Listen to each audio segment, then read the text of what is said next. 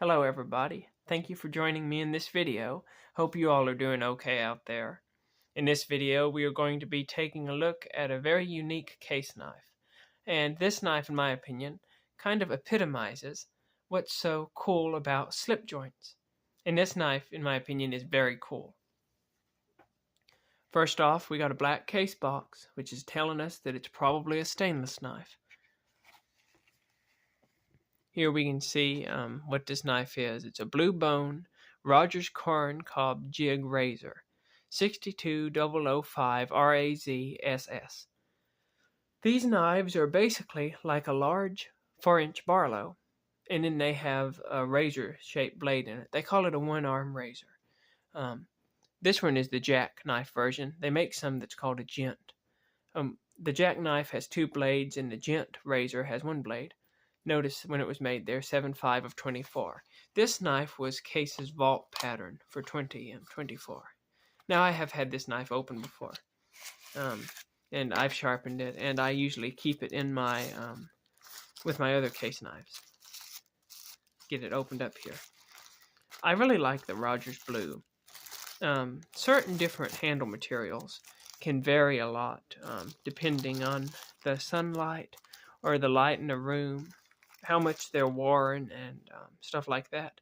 But this Rogers Blue seems to be a pretty stable, steady color. I believe it's extremely saturated. It goes very deep into the bone, and it keeps its color good, and it's one of them that shows up on camera just wonderful. But this right here is Case's vault pattern for 2024. Got your big bolster, like a Barlow on the right side, and you've got a smaller bolster here on the left. Now, this knife isn't really square or round, it's somewhere in the middle. You've got kind of a square tip here, but it's rounded over pretty good, so it won't be sharp in your pocket. You got another one here, but again, it's rounded over pretty good, so it won't be sharp in the pocket. The back spring is flat going across, and I think that makes these knives have better tension. If you look at the bolster here on the top again, you got a point, it's kind of square, but again it's rounded off so it won't be sharp in the pocket, and the top of the bolster will be the exact same way. Gotta wipe these fingerprints off.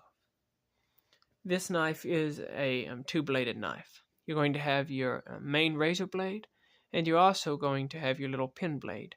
Centering is great on both of these. As for your back springs, you're going to have 2 back springs, and you're going to have a brass liner on either side. Just looks great.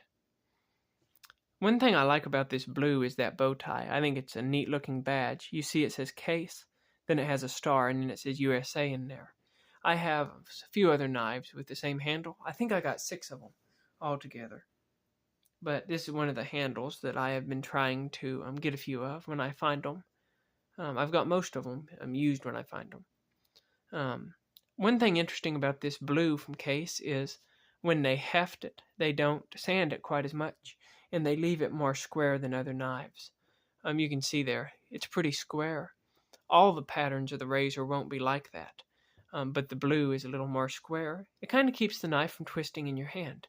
If you remember, years ago, there's been different variants of the Buck 110, and the older Buck 110s had a square handle, and they wanted to keep it that way because they thought that it kept the knife from twisting in your hand, when you had a good grip on it. It wouldn't twist on you as easy. But a lot of people kept talking about wishing that it wasn't so sharp, that it was more ergonomic. And so Buck eventually switched it out and made it more ergonomic. And depending on which handle you get on Case, you can get more of a rounded finish, thinner finish, thicker finish, or a square finish. And if you like square finishes, you'll like these blue knives. For your blades, you're going to have half stops, and these are amazing half stops. And great snap. Let me show you just how good that snap is.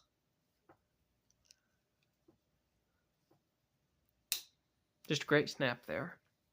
And then the half stop is very, very firm. I got a little bit of grit in it because I polished it before I started filming this video here.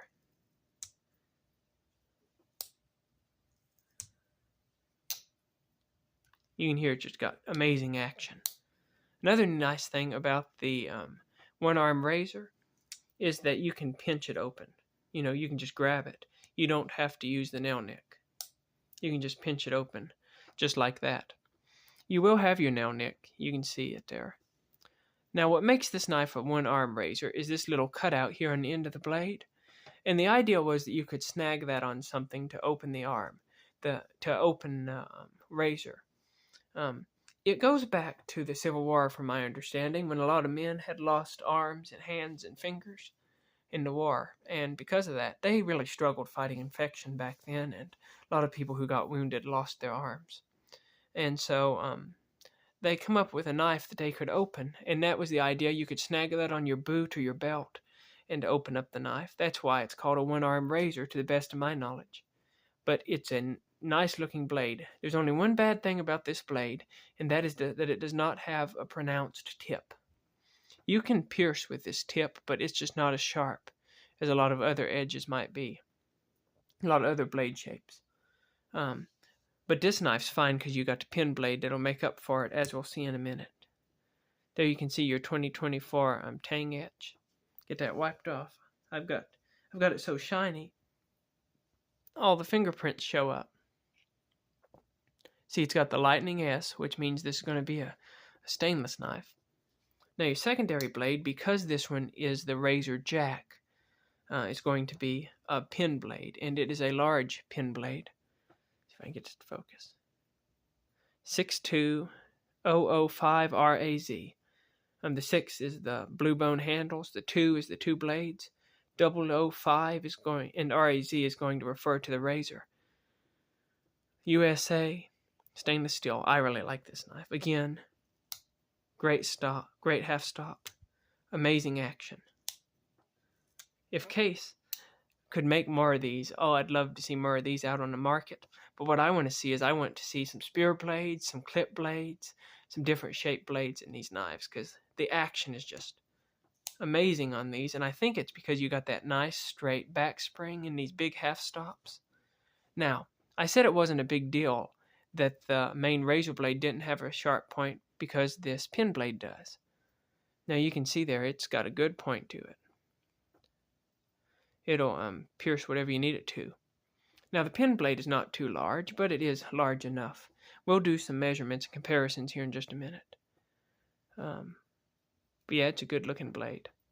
The only thing I will say that's not perfect about the razor, in my opinion, is that when you have the pin blade out, the main blade sticks out of the handle, and it may not be quite as comfortable as it could be to hold, because that blade rides so high. It's not a big deal, because you're going to use the main blade most of the time anyway. But that's the only small thing I might say. It's not a downside, it's just a unique characteristic of the knife. Also, if you're holding the knife, put out your index finger. You can use that as a depth gauge, like if you're cutting through tape into a box or something. Extremely comfortable. Now, what about size? The handle itself, if we just measure the handle on the razor from bolster to bolster, mine comes in right at 3 7/8.